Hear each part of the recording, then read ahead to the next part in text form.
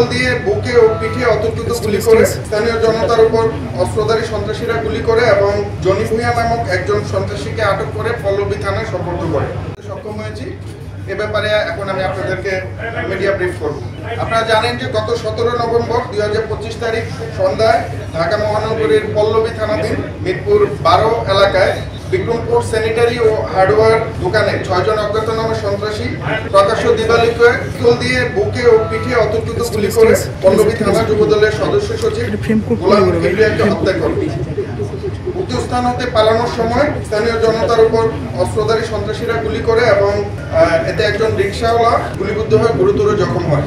পরবর্তীতে ছাত্র জনতা তাদেরকে ধাওয়া করে জনি ভূঁইয়া নামক একজন সন্ত্রাসীকে আটক করে পল্লবী থানায় সোপর্দ করে। উক্ত বিষয়ে ভিকটিমের পরিবার পল্লবী থানায় একটি হত্যা মামলা দায়ের করে। উক্ত ঘটনাটি এলাকায় ব্যাপক চাঞ্চল্য সৃষ্টি করে এবং বিভিন্ন প্রিন্ট ও ইলেকট্রনিক মিডিয়া সহ বিভিন্ন সামাজিক যোগাযোগ মাধ্যমে ব্যাপকভাবে প্রচারিত হয়। ঘটনার পরপরই র্যাব 4-এর আবেদনিক দল ঘটনাস্থল পরিদর্শন করে এবং সেখান থেকে সিসিটিভি ফুটেজ এবং আনুষঙ্গিক তথ্যাদি বিশ্লেষণ করে ঘটনার রহস্য উদ্ঘাটন এবং জড়িত আসামিদেরকে আইনের আওতায় আনার জন্য ছায়া তদন্ত শুরু করে। তারই ধারাবাহিকতায় গতকাল রাতে আমরা সাভার থানাধীন বিরুলিয়া এলাকা হতে গোলাম কিবরিয়া হত্যা মামলার এজার নামীয় আসামি এবং হত্যাকাণ্ডের নির্দেশদাতা ও পরিকল্পনাকারী মোহাম্মদ মনির হোসেন ওরফে সোহেল ওরফে পাতা সোহেল এবং জিএমপির টঙ্গী পশ্চিম থানাধীন মাজারবস্তি এলাকা হতে হত্যাকাণ্ডের সন্দিগ্ধ ও 18টি মামলার দৃশ্য ও পলাতক সন্ত্রাসী মোহাম্মদ সুজন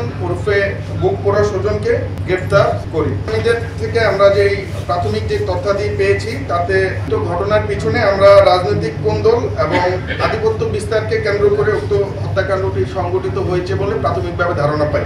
এছাড়াও তারা জানায় যে উক্ত হত্যাকাণ্ডটি সংঘটিত করার পিছনে একটি সুপরিকল্পিত পরিকল্পনা কাজ করে যাতে একটি মোটা অঙ্কের অর্থ লেনদেন হয়। উক্ত আসামিগণ পেশাদার হত্যাকারী এবং তাদের বিরুদ্ধে বিভিন্ন থানায় একাধিক মামলা রয়েছে। উল্লেখ্য যে উক্ত হত্যাকাণ্ডের এজার নামীয় আসামি মোহাম্মদ মনির হোসেন ওরফে পাতা সোহেলের নামে একাধিক হত্যা, ডাকাতি, মাদক সহ পল্লবী থানায় মোট 8টি মামলা রয়েছে।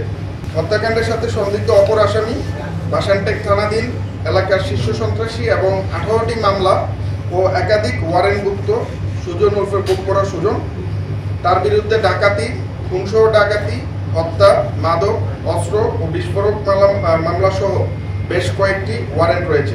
সে দীর্ঘদিন আইন শৃঙ্খলা রক্ষাকারী বাহিনীর চোখ ফাঁকি দিয়ে ঢাকা মহানগরীর বিভিন্ন স্থানে সংঘবদ্ধ অপরাধ চক্রের নেতৃত্ব দিয়ে আসছিল। মিরপুর কেন্দ্রিক বিভিন্ন সন্ত্রাসী কার্যক্রমে সুজন অস্ত্র সরবরাহ করে বলে প্রাথমিকভাবে জানা যায়।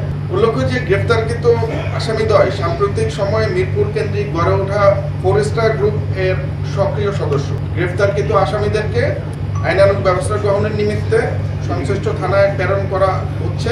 এছাড়াও আমাদের অভিযান চলমান। আমরা আশা করি এই ঘটনার সাথে আর যারা সম্পৃক্ত রয়েছেন তাদেরকে খুব শীঘ্রই আইনের আওতায় নিয়ে আসতে পারব।